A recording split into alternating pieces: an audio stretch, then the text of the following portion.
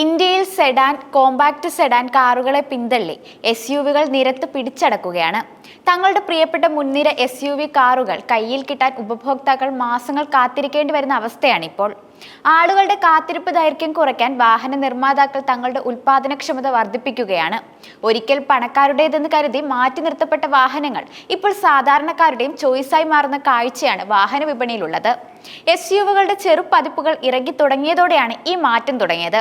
2024 സാമ്പത്തിക വർഷത്തിലെ മാത്രം കണക്കെടുത്താൽ ഇന്ത്യയിൽ വിറ്റ പാസഞ്ചർ കാറുകളിൽ 50% SUV-കളാണ്.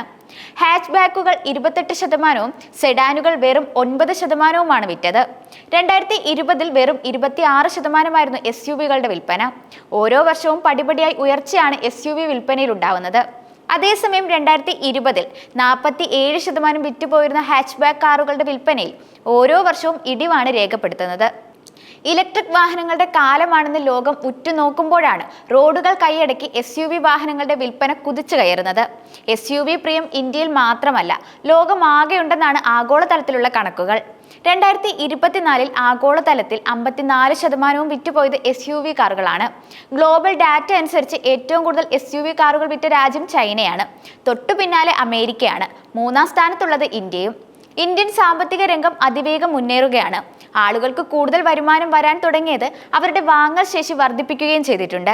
അത് SUV പോലെ വലിയ വാഹനങ്ങൾ വാങ്ങാൻ പ്രേരിപ്പിക്കുകയും ചെയ്യുന്നതാണ്. റോഡിൽ മറ്റേതൊരു വാഹനത്തെക്കാളും എടുപ്പുണ്ട് SUV-കൾക്ക്.